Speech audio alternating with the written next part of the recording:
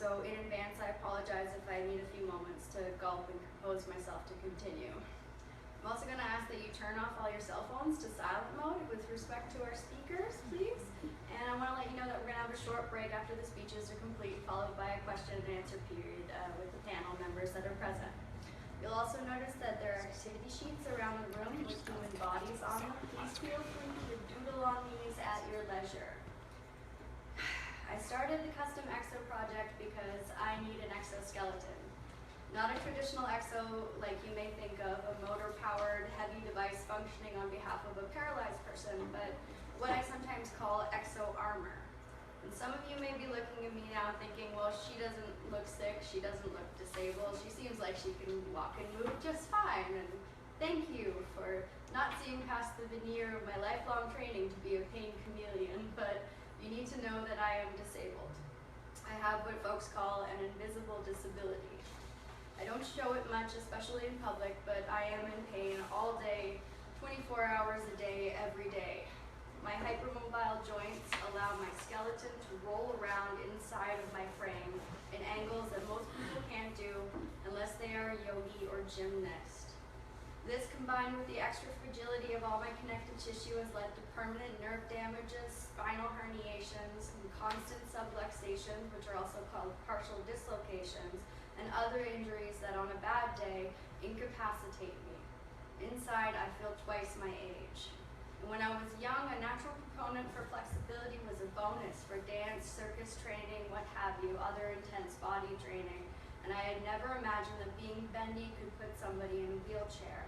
And now I seek a diagnosis of Ehler's Danlos syndrome, which is an inherited connective tissue disease for myself and my mom, and I continue to fight for medical care.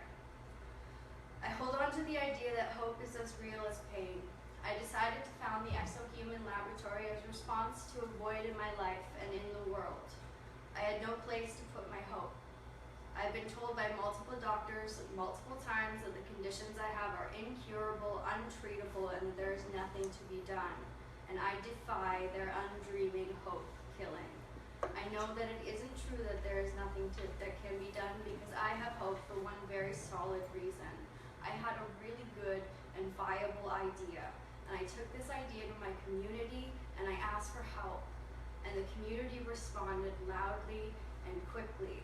And within 2 years of taking the project idea and building its next step to completion, the community offered companies and experts and research facilities and students and scientists and a rich tradition of intimacy with manufacturing, engineering, and creation. So I want to thank you, Windsor, and I want to thank you, Global Contacts. The disabled are the largest population of which anyone can become a part of at any time. My desire to complete this project comes from my own sense of culture shock while being exposed to the design treatment of the products that those with differing abilities must endure, as I became one over the course of my illness, becoming chronic and losing more conditions. I had a lifetime of interaction with medical design, and it was sterile to the point of dehumanizing every subject it touched. I had an intimate connection with the ineffectiveness of Velcro, spandex, the sweat from neoprene, the bruising, itching hives, open sores, and overall tangible ugliness of the various products I purchased in desperation trying to alleviate some part of my suffering. They were ugly, and most of all, they didn't work for what my issues were. I have joints that move which in a normal person stay put. I forget where my limbs are in space constantly. Every day I have to take stock of which body part has decided to act up that day, what activity I want to participate in, and how little bracing I can get away with, because the reality is that an ineffective, ugly brace causes more harm than it provides good, even while my hyperextension causes accumulative damage to my health and quality of life. This project began with a simple notion I stumbled upon while reading an architectural study on incorporating the natural bend and break points into the structure of buildings and bridges. It came all at once that plastics can be printed to bend. I knew that because I had visited Hackforge here before and looked at 3D printed examples. I went on a wild research chase afterwards into 3D printing technologies and innovations, seeing how it could be applied to what I could see. An exoskeleton to brace my hyperextending body, customized to me by 3D scanning, made with multiple material 3D printing systems that could replace all the braces I had already collected in 26 years trying to deal with the multiple areas of my body experiencing injury. A lot of people with Ehler's Danlos own what they call a brace bin, the outfit you hide underneath your other clothes to try and participate in your own life. A bin of various splints, custom orthoses, off-the-shelf compression wear, rolls of joint tapes, tensor bandages. This bin sits next to the tackle box of pain relief medications. You trade through new styles, all of them sweaty, none of them matching your personal sense of style, and all of them overpriced for their ineffective function to prevent subluxation. My journey has been assisted by many people who I won't be able to list in this speech, but you know who you are, and thank you. I have spent 2 years learning about the research being conducted at the University of Windsor in the engineering department, the various companies in the community who offer 3D services, and the field itself as it is unfolding across the world. I have tried to bring together the people with the skills to realize my dream, which has only grown bigger since I began, and I am still astounded by the progress that has been made towards the idea. The idea itself is very simple. Using 3D technologies, we can potentially scan and fit an exoskeleton of custom-designed and functional braces that prevent hyperextension. There are several areas of this idea that require extensive research and studies in order to be safe for use. Things like materials testing for wear and tear or reactivity, medical testing until the function not only meets the mechanical requirements to prevent hyperextension that may be affected in each joint, but so that the prototype is safe for an especially vulnerable population to regular brace problems like skin irritation from rubbing or sweat. I see a prototype series of varieties for each module.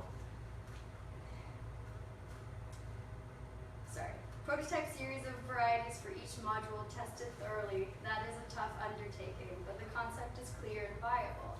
We can build the software to make a parametric model to 3D scan the various parts of the human body and apply brace designs to the unique human form. We can use many materials to replace traditional manufacturing in a cheaper, faster, and more accessible design process to the product's consumer. I imagine a Venn diagram. Those who know the products they need, connected to the artists and designers who can realize their need without forgetting aesthetics, all linked to the expert engineers and makers who can create the objects which the disabled not only want, not only desire, but that they desperately need. I can see this because I've done it for myself, and it doesn't stop here. This is the EXOHuman laboratory, in which all the world is a citizen scientist. We will bring beauty to the forefront as a health concern. We want to integrate the manufacturing process so that the customized exo armor would be possible for every person with or without EDS who will have a future lifelong need for a medically assisted device like a brace. Our mission for now is to complete stage 1 of the CustomEXO project, the Gauntlet. My invention to create a system for multi-joint splinting using 3D technologies starting at the hands. A brace like this doesn't exist yet. A bracing system like this is definitely needed, and the innovations that accompany it are coming fast from every field. Once the basic process has been ironed out, there should exist an independent community to create more projects within the EXOHuman laboratory, like the CustomEXO project, by using these technological advances like 3D body scanning and 4D printing. There is a demand for people to be put back into the design process, especially by the disabled and anyone interacting with the medical field. I believe that there is a clear path if we can come together to share this vision, and if we are patient for the completion of the preliminary research into the prototyping stages. In the future, when we can carefully organize a funding campaign to create what will eventually be a self-sustaining enterprise, each person can be the creator of their own CustomEXO in consultation with an expert team of an artist, engineer, medical professional, and maker. When they have a viable design, it will be released on donation to be crowdsourced and experimented on at home by the worldwide makers and 3D enthusiasts. In this way, we can make each person's design success another's opportunity to get closer to a medical device that they feel they helped to craft and which reflects a true sense of their passions and personality, past their mere physical differing abilities. We can make a brace that is more affordable, more beautiful, and more functional, one as unique as the people who wear them. And now I'm very excited to invite you all to relax and listen to the incredible collection of smart people I've brought together to teach you a bit about what the research in their fields has the potential to offer towards the completion of a full exoskeleton system for a person with Ehler-Danlos syndrome, any person with hypermobile joint support requirements, and all other medical accessory or device needs that the EXO Human Laboratory plans to address by bringing collaboration between the designers, makers, and wearers of these objects together with new manufacturing and materials opportunities. We're going to begin the panel readings with a statement from Peter Bush. Peter is a UK-based Ph.D. design researcher investigating therapeutic jewelry as person-centric health devices. As a woman with EDS, her work is motivated by her frustration of wearing orthoses. And since Peta couldn't be here with us today, we're going to have, Brianne Nurse is going to read Peta's essay that she has submitted for us. So thank you, Brianne.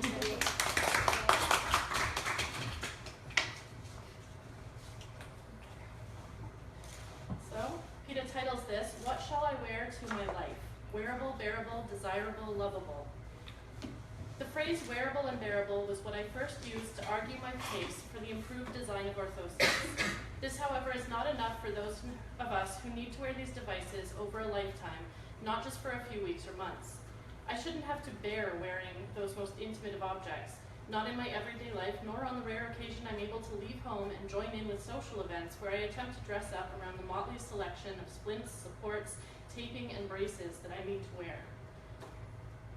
Eventually, I was so frustrated that for my Ph.D. research, I investigated how to involve patients in the design process and explored how we can utilize digital and analog technologies to design and fabricate these objects. A group of women with Ehlers-Danlos syndrome attended a workshop and made collages and models to express their health journey and their expertise in wearing orthoses. The workshop proved what we as patients knew already, that we are the experts of our health and that the years of experience of wearing orthoses means we know exactly what wearable means. Too often, wearable is used to simply describe its body locatedness. But if I attached a chair to my wrist, would that make it wearable? What we know as e-patients is that wearable means a number of design factors, and this led me to the formulation of the 8 layers of wearability. Fit, fit, fit. The device is unwearable and doesn't function if it doesn't fit properly. It's a bit like wearing a glove for your right hand on your left hand. For a few minutes, it's wearable, but try it for an hour or a day, and then try it when working at the computer, driving the car, making love, and continue wearing it to do all of these things for decades. Also, this pretend glove is made out of neoprene. Great if you're surfing or deep sea diving, but it's an unpleasant material for most of the seasons, even in the UK where I live. It's not a breathable material, so very quickly it begins to smell. Well, manky is the politest way I can describe it. Eventually the skin is affected, so sores and blisters develop, and you're going to need to wear it to live, eat, sleep, and love while smelling bad and with areas of your body looking like how you may very well feel. It's the 21st century. Surely we can come up with materials that actually care about us and that can be used in fabricating devices that offer us the same choices of style and aesthetics that we have for all the other objects that we choose to wear on our bodies. We choose to wear the clothes, jewelry, and other accessories in order to adorn our bodies, to communicate our identities. Sometimes they remind us of loved ones when they are gifted to us. We wear them because they are desirable to us. They have meaning for us. We become attached to some of them, even wearing them long after they were deemed fashionable, because we love them so much. But orthoses, we bear them because that's all that's available, but we all know they are unbearable. Some may work well for biomedical function, but what about how they make us feel? How they make us feel in our social worlds and how they fit into our own worlds. This is not difficult to remedy. A successful model of medical device becoming style accessory already exists: eyeglasses. A fair proportion of eyeglasses are now bought without prescription lenses just because people think they look good and they make them feel good. They embody a design for care ethos that easily translates into a holistic understanding of what we need these objects to do and be for us, and for our well-being in all its biopsychosocial dimensions. These devices need to be designed in transdisciplinary teams involving craftspeople, designers, engineers, e-patients, and healthcare practitioners. They also need jewelry designers and fashion designers who understand the relationship between object and wearer and are aware of what happens to the wearer and object when it is worn. Professor Roger Kneebone promotes working in these types of teams because it offers reciprocal illumination. We can all offer this illumination. We need to harness this talent along with the expertise of patients and healthcare practitioners and the abilities of designers, engineers, and technicians. I have worked with 3D printing and with craftspeople, collaborating to design and fabricate a range of therapeutic jewelry solutions for a wrist orthosis. These show the possibilities of engaging with a range of technologies and demonstrate the potential for desirable and lovable designs. Digital technologies are now offering us access to ways of making that can provide perfect fit and a variety of options. It still has some way to go before the scanning technologies are perfected and 3D printing materials need to improve, but it is a materials-driven technology and thus will improve and probably very quickly. Finally, I must thank Adrienne for pursuing this endeavor with the passion and belief that she shows and for inviting me to contribute something to the event. I'm sorry I can't be there in person or on Skype, but I'm in the middle of writing up a 50,000+ word thesis on all these issues, and the difference in time would mean that I would miss a night's sleep, which I cannot afford at this time. I come from a contemporary jewelry background. Contemporary jewelry is a movement that began last century and which challenges all the preconceptions of what jewelry can be and do. I hope you all are able to challenge what orthoses can be or do. I'm sure the day will be a success. These events are much needed to increase awareness and to also come up with exciting, desirable, and lovable designs. Good luck for the day, and I look forward to seeing your solutions. Yay! Keep blanking on your name, it's so bad. Claire? Sorry? Oh, Brienne Nurse. It's okay. Thank you, Brienne, No problem. for reading Peter's piece. Next, I believe we have Michael. We do. Who's going to come up and give us a little slide presentation. This off. All right. Primarily on the art. Hold on, I need to grab. I have your bio right here. Oh, thank you. Michael McMaster is an artist and anthropologist who is interested in the application of biotechnology to both art and medicine. He will soon complete a bachelor's degree in both visual arts and anthropology at the University of Windsor. That's me. Now, do you want me to run the slideshow from the laptop, or Yeah, if you can. don't look directly into the TV? Hello, blurry people.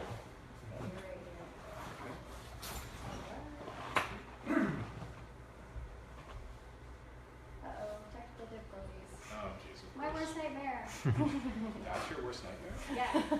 Not the one where your mom's trying to do a grandfather clock with teeth and is chasing you down a hall? Okay, that's just me then, all right. Can I make that movie? That sounds awesome. Yeah. Michael, what did you send it to me on? I thought I sent it to you as a PowerPoint. But on email? Yeah, I emailed it to you. Yeah, you did send it to PowerPoint. It's not wanting to open on my That's bizarre. Have you got PowerPoint on? I could also send it to you as an open office and press file. You can open, Google's presentations or whatever. I can just open it from here. Right? Yeah. There we go. Is this okay for everyone? Okay. Okay, you want to just control us from here? Sure. What do I do? Spacebar? Click the right, hover the arrow until you see an arrow that goes to the right. How would I do that? Okay. Okay. All right. Okay, so I'm coming at this as an anthropologist and an artist. That's my background. And my initial consultation of the project was as a makeup artist with a background in doing prosthetic makeup and body casting. And then I sort of stuck around for social reasons. Well, my background in like social studies and other things. So I'd like to introduce you to a color, which is utility beige. AKA institutional beige. Excellent. Sorry. Whoops. Trying. Did we lose it? No! Where did it go? You have to click. You have to open it from the email. That's where it was. Shoot. Sorry, guys. Just click on the PowerPoint. It's already saved. Open it from there. There we go. Yeah. It worked Yeah. nice. Where is it? No. That's it. Yeah, Aha! Uh-huh. Huzzah! Can you see how to go to the next page? Okay. Okay, so to the next page, institutional beige. Okay. AKA the color of cheap bras from a 1976 Sears catalog. Yes, we're all familiar with that horrible, horrible underwear color. The reason I bring up utility beige is because it's also the preferred color for medical sports and braces. Oh, white in the slide. Oh well. Anyway, not only is utility beige a color, it is also a mindset. It's an ugly color. It makes things look cheap, and when it stains or wears, it looks dirty. It tells the world I can't be bothered to make this object anything but utilitarian. It goes hand in hand with that horrible institutional gray-green color that schools used to save money on in the 80s when they painted. Wasn't it fun to go to school in a place that looked like a gangrenous colon? Yeah. Just lovely. The point of this is that often prosthetics and appliances are seen as a means to an end. Your body doesn't work, we make a thing to keep it working, and to get you mobile enough to function, engineering solution supplies to fix a problem. And this is laudable. Truly it is. The problem comes down to a few factors that I'm going to use to illustrate my thesis that form is at least as important in design as function. And that if you neglect the aesthetic design of an object, you're destroying a portion of the functionality. No one mistakes this as a place to buy fancy food. Box. Where you buy food and beverage. There is nothing humans use that is purely utilitarian. Give a dozen groups of humans a problem, you're going to get 12 different solutions. For example, how to make pointy rocks for killing things. This is a problem that has been solved many, many times in many, many places in the world, and the solution is slightly different every time. Or how to make a really tall stone building by piling rocks on top of each other. Or how to describe the wet stuff that you have to drink every day or you die. Oh, come on. Well, my link is gone. Anyway, I had an enormous list of words for water from around the world. But all of these problems are utilitarian ones, and because of the nature of the problem, they tend to converge on a similar solution. Rocks go pointy end first. Stacking stones in a pyramid shape keeps them from falling down, and water needs a short word that's easy to say when you're thirsty. But here's the catch. Every one of these groups will say their solution is the most optimal, and possibly that the solutions were entirely utilitarian.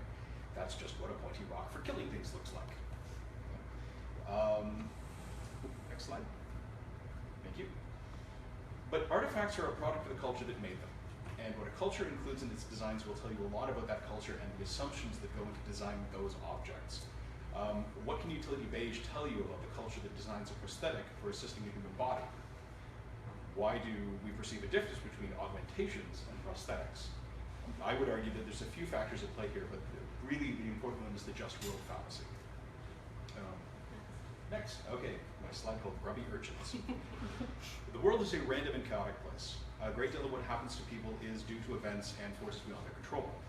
Even a fairly boring life by our standards is one of outrageous good fortune in contrast to somebody living in a much poorer part of the world, or a refugee, or a place torn apart by war. One of the ways that people deal with this is to attribute morality to outcomes and to circumstance. Rich people aren't rich because they just happen to be lucky enough to inherit a massive amount of money, or because of the social circumstances they were in, or a fair amount of luck. They're just better people. I'm healthy because I eat right and exercise. I laugh while I eat salad.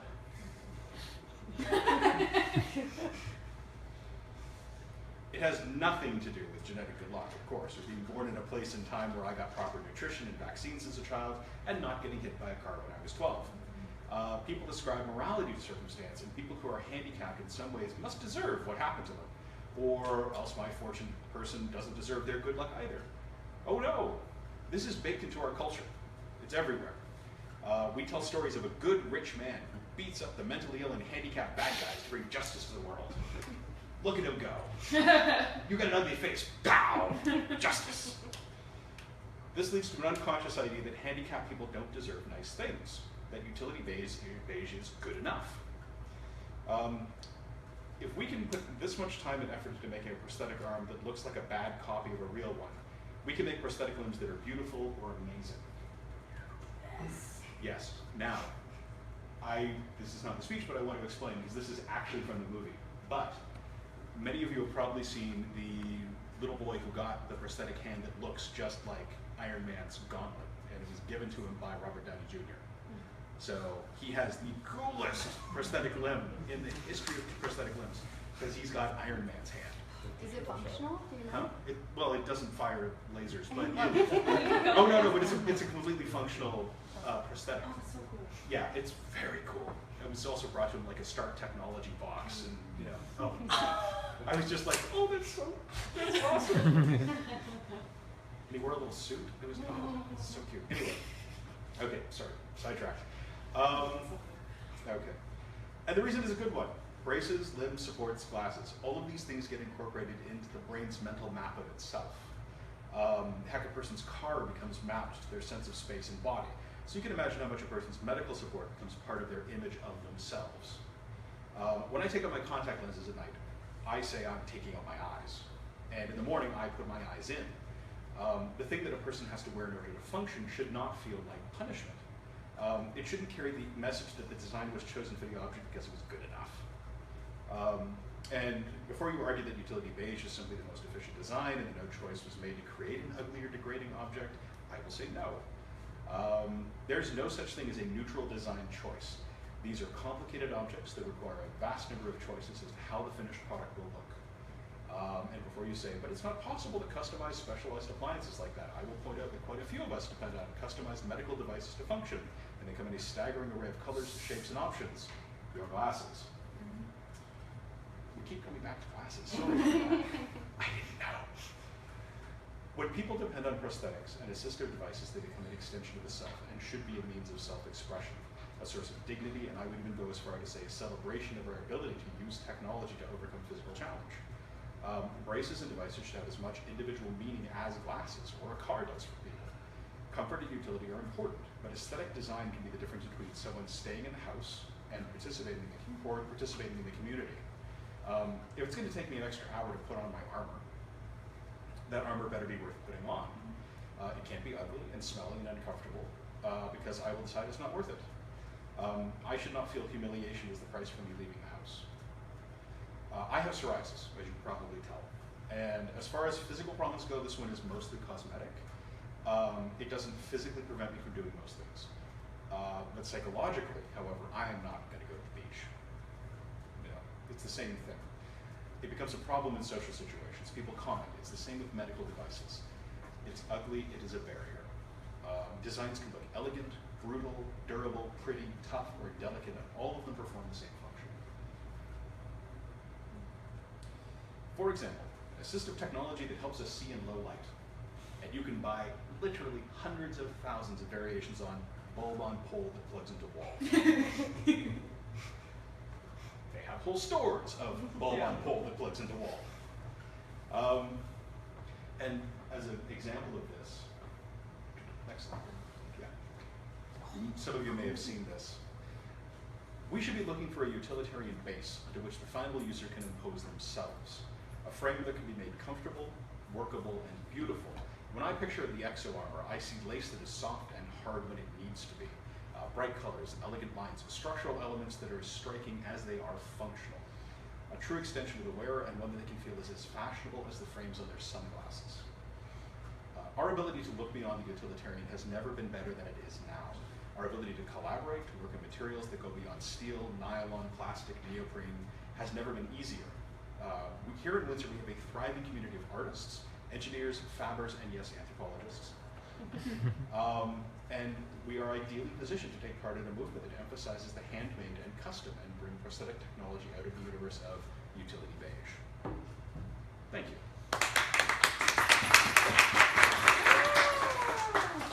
Ooh, that was great. Thank you, Michael. Thank you. Oh, God, utility And thank you, beige. Eugene, for helping me find those images. Making my presentation not suck.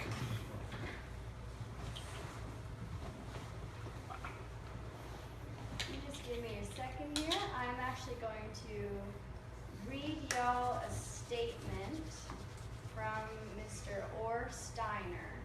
And now, Orr is in Moscow right now, so obviously he couldn't attend and be with us tonight.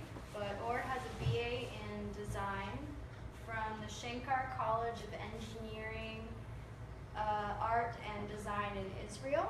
And he's currently working as a furniture designer for Studio Rygalik Warsaw. And I'm going to pull up one of his websites here, which will allow you to see some visual examples of his Ph.D. work from the Shankar College there.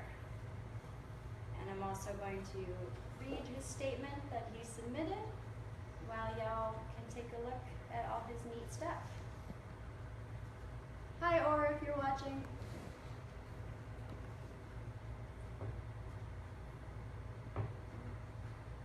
What did I do? I love being the most technologically incompetent person I know running this project. It's you got people pretty for that. great. You knew it? I'll get it. Nerves. Okay. This should work. Alright, so 3D printed custom made KFO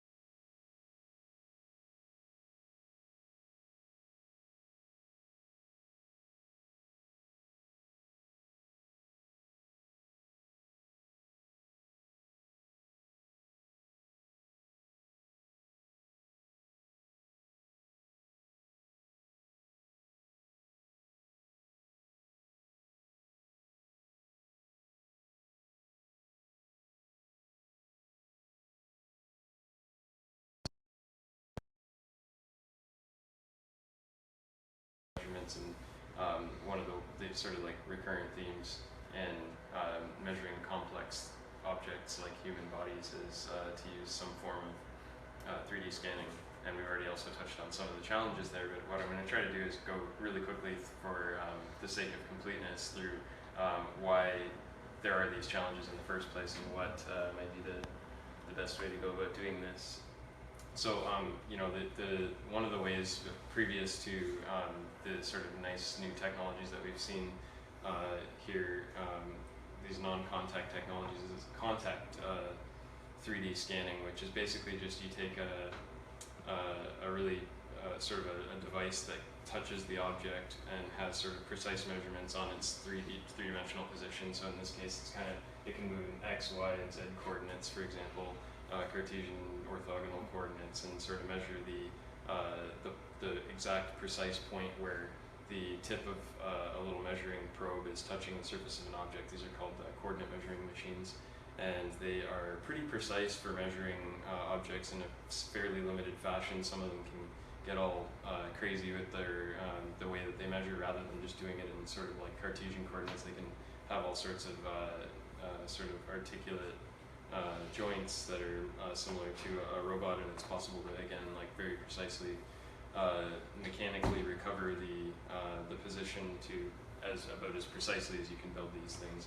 But obviously not very useful for measuring humans, because it takes a while and, you know, kind of relies on touching the probe to something, and the surface is better measured that way if it's hard. So to measure soft things and things without touching them, we can do non-contact measurement. One way to do this is to do, if you're familiar with like sonar and LiDAR, we want to know the distance to something in a straight line. You can send sort of some sort of energy towards it and measure, you know, and modulate it in such a way that we can determine from the known speed of sound or speed of light what the distance to that object is.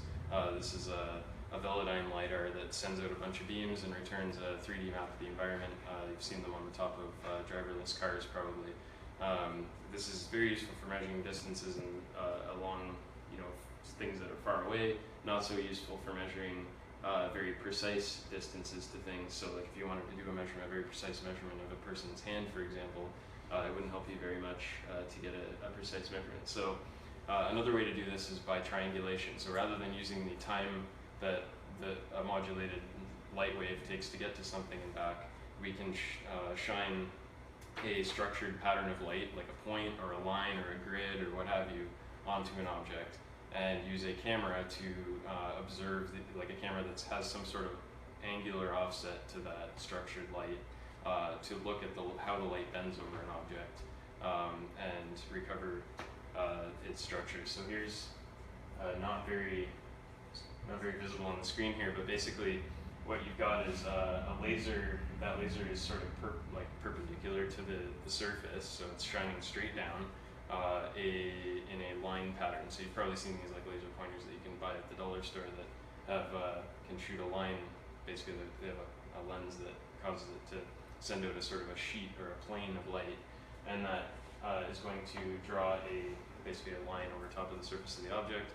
And then we have a camera that's set off on an angle, and what the camera sees is that pattern of that light reflecting off the object, and what we get from that is a cross section. So if you think of like slicing a loaf of bread, you get like a cross section of the bread. And how do you do that? You have to move the bread through the slicer. Well, the same thing here, you have to move the object through the sheet of light, and you measure sort of line by line across the surface of the object. And you can design these things a little bit more cleverly and use like multiple sheets of light. You can do like a whole, you know, grid, like I said, or things like that. But then the computer vision side of it gets increasingly complicated and more error prone. And what you get from doing all this is basically a point cloud of the object. And another way to do it is to send out, like I said, like a much more, like you can even send out more structure onto the object. You can use stereo imaging to try to recover the 3D structure of the object as well, rather than just pure triangulation. Now you've got two different views of a pattern, and you're registering the pattern across the two cameras. And again, you're just getting basically a point cloud of the surface of the object.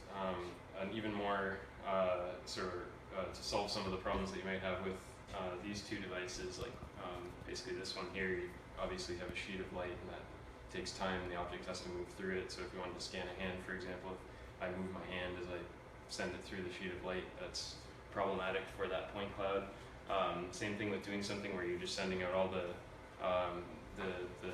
structured light at once, or trying to do a complete measurement of the object at once. You might have problems with occlusions, or you're only getting like one side, for example, so you need some way to obtain multiple sides. There is a project that I found, like, I mean, there are actually a few different ways of doing this, but one in particular that has a few elements that I want to touch on here is this curatio, if I'm pronouncing that correctly. Basically, this guy found a need for doing exactly what we're talking about right now, scanning a hand in particular, but you know, extend this to any sort of body part. That you needed to project the structured light, or the pattern, or do some kind of 3D reconstruction in general over the whole surface of the object very quickly, instantaneously, so that you don't have any kind of you know, temporal distortion of the object, so you're not like moving parts of the object during the scan or anything like that, so you don't have any issues with the final point cloud being different than the actual object. So he set up actually a whole bunch of Raspberry Pi cameras, several structured laser lights. What I believe he's doing is just basically not exactly a triangulation thing, but more of a stereo matching thing. But regardless, the way that you know, there are several ways to do that using multiple vantage points and reconstructing all that data together. And in this case, he's using, it came down to a guy basically putting a whole bunch of Raspberry Pis in this sort of, you know, commendable but a little bit rickety sort of device that doesn't necessarily scale to, you know, there are more efficient ways of putting this stuff together. And I think that, you know, the fact that this is sort of the best thing I could find for doing this particular type of scanning speaks to the fact that this is still like a challenging, you know, thing to do, to basically do this scanning. But that now that we have, now that it's feasible to say like, okay, I can put together, I think it's like he's had 48 or 32 different cameras and a whole bunch of processing for those cameras at the cost of probably a couple $100, I think, for all of this stuff. I mean, those cameras cost $25 a piece. The Raspberry Pis cost $35. So you have almost you have a very low barrier to getting all this compared to even 10 years ago when you had to spend $10,000 for a camera that could do this kind of processing. So so at the same time that there are all these sort of challenges with the mobility of the subject and that sort of stuff messing with your scan, you also have the ability to do things that mitigate those things at a much lower cost than you could previously. So I think this project is sort of like a double-edged sword. It shows you that on the one hand, this stuff is really like possible, but on the other hand, this is the best that we've been able to do so far. So people this could be stepped up on an industrial scale. So now we have a point cloud. What do we actually do with that? This is the further problem. Okay, like great, we have this, you know, nice representation of a human being here, but it doesn't tell us much about how to build a custom, you know, exoskeleton part for that human. So as Hamid and Bob both touched on, you can sort of go for more of like a parametric model where specifically the points on the surface are more intelligently chosen, basically, that you're talking more about sort of like, okay, here's the elbow, here's the forearm, you know, like you're talking about like salient points, a small number of salient points on the subject, and that's how they do things like motion capture. They're sort of like specifying that these are the particular points that we're going to be interested in. So we're not going to scan a whole point cloud and try to process all of that, because there's a lot of data and there's a lot of issues with figuring out what's what.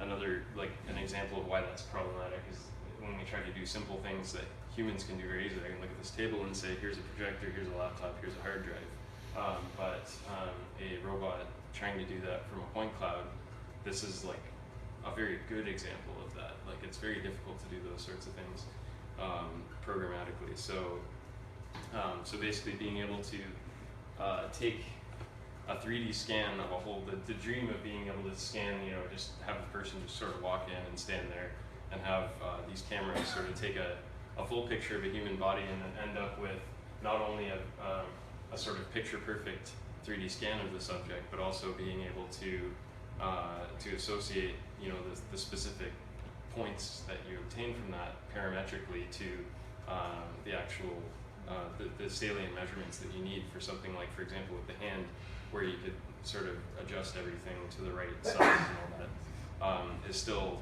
not really at all a solved problem. So, but there are obviously some promising developments there. So I think that's quite a bit. To be done. Thank you.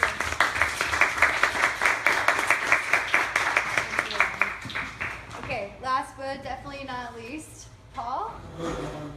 Paul Anderson is an inveterate hobbyist that never saw a technology that didn't interest him.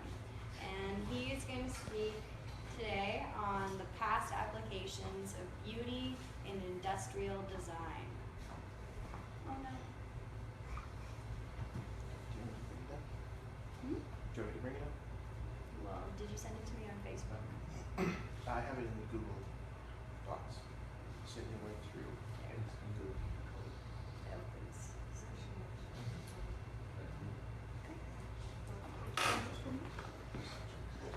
Okay, welcome, Paul.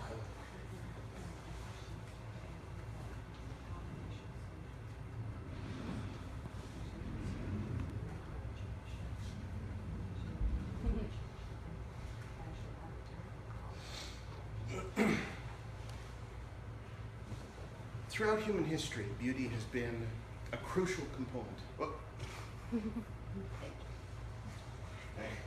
Throughout human history, beauty has been a crucial component of design and development. And to top things off this evening, I would like to show you a few examples of applications of beauty in the field of industrial design. Each one of these objects is not merely beautiful, but also functional and eminently practical. Form follows function, but there is still form. So, this may seem an odd example to reference. It's the 1949 Oliver 60-row crop tractor. Early designs didn't have the all-around hood. The engine was exposed. There was just a vertical tower with a gear with a worm drive for steering right at the top. This tractor, with the enclosed canopy, tall crops don't get tangled in the machine. People who are driving and operating the machine are unlikely to be pulled into the engine. It is safer, but it is also more beautiful.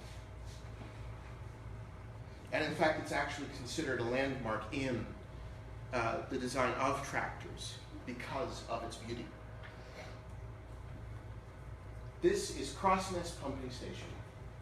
It looks like a cathedral. Perhaps even the level of beauty that cathedrals might aspire to. This is all painted cast iron. There's steam engines on the left and right. It's currently undergoing restoration. It has some of the most beautiful cast iron work in the world. This, ladies and gentlemen, is a plant that was built for the purpose of pumping raw sewage. This is a sewage pumping plant. The engines, there are 4 engines: Victoria, Prince Consort, and Prince Albert, and I forget the name of the 4th. It was, at the time, an honor for the Queen of England, her Prince Consort, and 2 of her children to be named, to have sewage pumping engines named after them. It was an honor at the time. The Kew Bridge pumping station, 90-inch engine. In the foreground is the steam cylinder. It has a bore of 90 inches. 1 stroke, and it does 8 strokes per minute, of this engine pumps 1 ton, 2,000 pounds of drinking water. You'll notice that they've employed Doric capitals and fluted columns in the design of the engine, evoking the feel of Greco-Roman architecture. So this is an industrial facility that was in operation until, as I recall, the 1940s.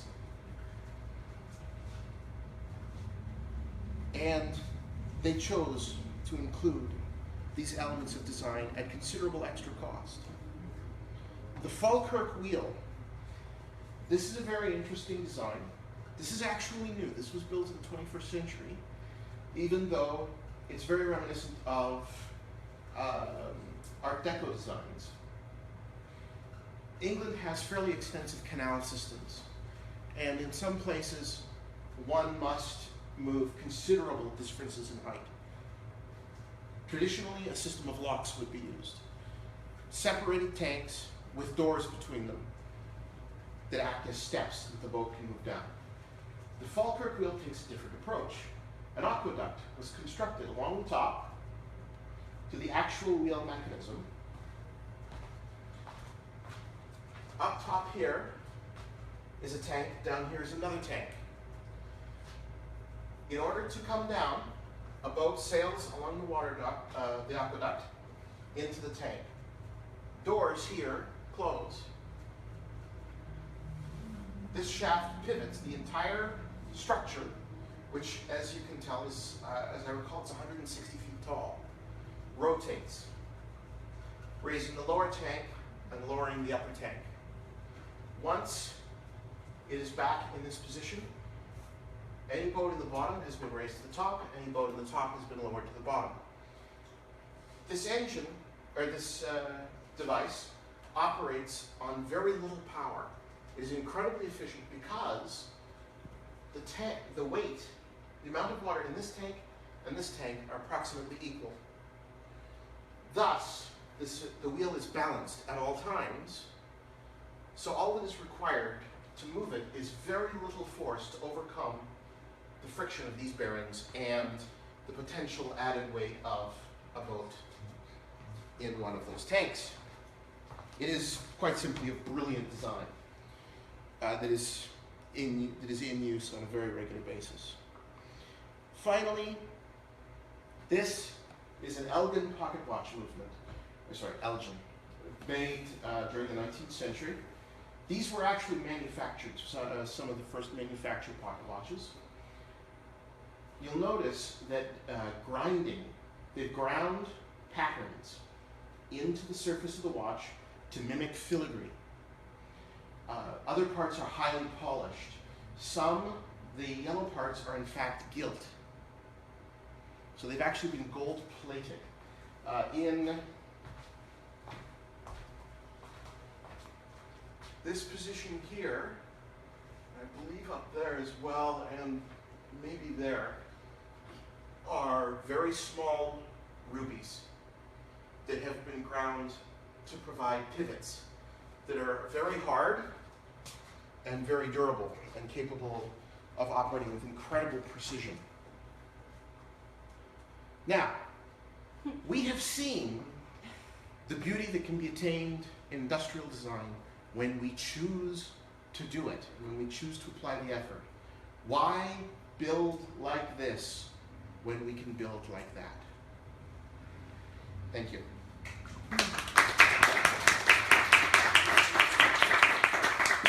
Thank you, Paul, very much. I want to thank everyone who is involved in this event, and I want to invite the audience and the citizen scientists of the worldwide community to join the cause, however you are able.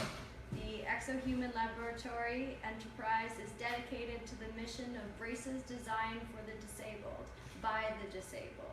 We aim to innovate by creating a collaborative community of artists and engineers, and introducing a new kind of design process that connects those in need with the creative opportunities offered by new 3D manufacturing technologies. We need your help to finish the CustomEXO project. Pain is as real as hope. I know that the dream of an EXO for an EDSer is not impossible, but it's going to take time and patience to gather all the resources that will be necessary to develop a truly successful variety of prototypes. The journey is long, but the path is clear.